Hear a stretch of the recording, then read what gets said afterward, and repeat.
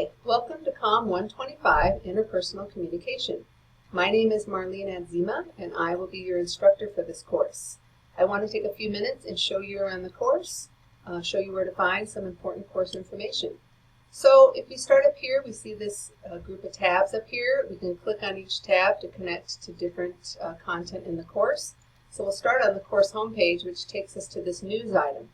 Each Monday I will post a new news item, and you should see it pop up here right when you click on the course home. If you don't, click on this arrow and click Go to News Tool, and that will take you to that week's news item. In the news item you'll find lots of important information. You'll find the week to-do list, information to read, watch, discuss, what's due, etc. You'll also find the learning objectives for that week, and then content for that week, and you'll be able to see all this on your screen when you log into the course.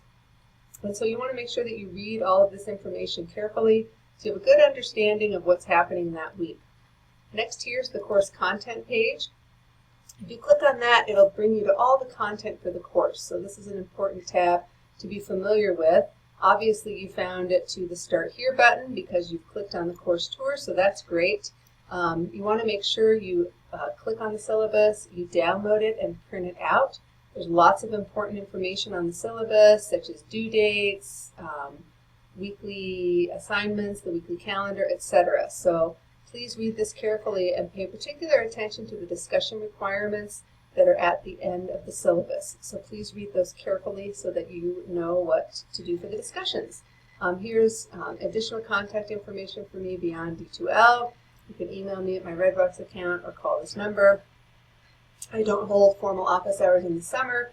However, if you need to meet with me, we can set up a time to meet. If you come down here, here's the different modules for each week. So each week you want to click on that week's module, and the first thing you want to do is click on the to-do list. This is the same to-do list that's in the news item. It's just repeated here. This gives you a nice overview of what needs to be done that week.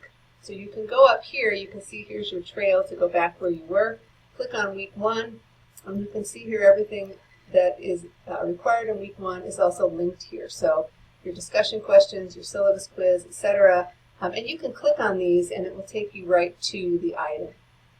When you're in the discussions here, you can click here to start a new thread, you enter your content, and then you post it. So please make sure you spell check your discussions and make sure that you take the time again to review the discussion requirements. And we'll talk more about that in a couple of minutes. You can see here for each week there's a number here. That lets you know the number of items that are in that particular week. And so you can click on that and see those items. Let me just switch this to the student view here to show you a couple of other things in content. If you continue scrolling down here, you'll see I've also got the assignments here. They're also linked in each week, but if for some reason you want to access them directly, they're listed here, so you can look at that. I've got the quiz reviews here. This is just different web links, information that I find interesting. Some of it we will use in the class, some of it we won't. And so it's really just here for your information. If it's information that you're interested in and you might want to explore further, you can look at some of these links. I have a couple of extra credit options here. You can click on that. And then down here, this just links to slideshows. These are just PowerPoint slideshows for each chapter. They are not comprehensive. They do not cover all the contents in the chapter. So it's really important that you read the entire chapter as well. I put these slideshows up here just for your reference. They're the slideshows I use in my face-to-face classes. So you may see some links in there that you can't click on, but it'll give you a good overview of the chapter content. So that's pretty much what's in this content section. If we move forward here to the class list, once our course is populated, you'll see everybody's name here. If you wanted to email everybody, you could click there and click email. If you wanted to just email one person, like you want to email me, you can click there and click email, and then that'll open up an email link. And of course your email is located up here. Here's the discussions tab. And please read this information thoroughly. This has got important content about the discussion requirements. Make sure that you read that. And then here's a copy of the discussion rubric. And so I've got this rubric attached to each discussion question. You really want to read this thoroughly so you understand what the requirements are. I will fill out one of these rubrics for each discussion question, and it's just linked so you can pull it up. What I'm looking for with discussion questions is that you are not only answering the question with examples from your own life, but you're also connecting back to the reading, whether it's the textbook reading or outside reading that I've assigned. I'm really looking for you to demonstrate depth of knowledge and critical thinking skills in your discussion posts. And so you do that by not only sharing examples from your experience of interpersonal communication situations, but connecting those examples back to what you've read. So what did you read that relates to this? How does this example illustrate what we've learned in the text? So referencing specifically to the text demonstrates that content knowledge and those critical thinking skills. So again, make sure you read the discussion requirements. Scrolling down here, you can see all of our discussion questions for the semester. They don't open until that particular week when we're discussing that content, but you can get a good idea of what's coming up if you want to plan in advance. Also on each discussion question, you'll be able to access the rubric, as I mentioned. Here's the discussion rubric, and so this is the same rubric that is at the top of the discussion thread. The whole thing won't pull up in the screen, but you can see it here as well if you're interested in looking at that. I'll also show you how to link to the completed rubric once I have it filled out for you over in grades. So that's a little bit about our discussions. Here's the Dropbox. If you look at the Dropbox, here I've got a Dropbox for each of the assignments that's due in the class. You can see over here are the due dates. So you can hand these assignments in early, but they must be handed in by the due date. That's the date that the Dropbox will close.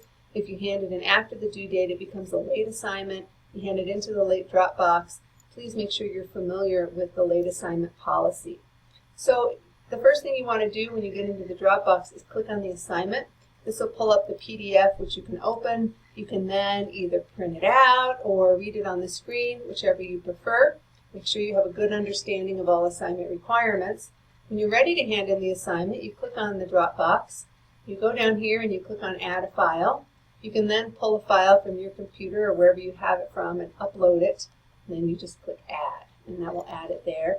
You don't need to write any comments here, but you do need to put your name on your actual paper. I know it's linked to you in D2L, but it's just very helpful and a smart idea to put your name on any assignment that you write. And once you have that uploaded, you click Submit. That will submit your assignment, and it will also generate an email for you. So you will get an email confirmation that you've submitted your assignment. That's a little bit about the Dropbox. If we move over here to the Quizzes tab, you'll see all of our quizzes for the semester. Again, these have an end date, so you can complete the quiz before the due date, but it must be completed by this due date. So each quiz due date corresponds to that particular week in the course when we'll be talking about that content. So when you click on a quiz, you click there. When you're ready, you click Start Quiz. You can see the time allowed, the end date, etc. That's a little bit about quizzes. Finally, here's your Grades tab.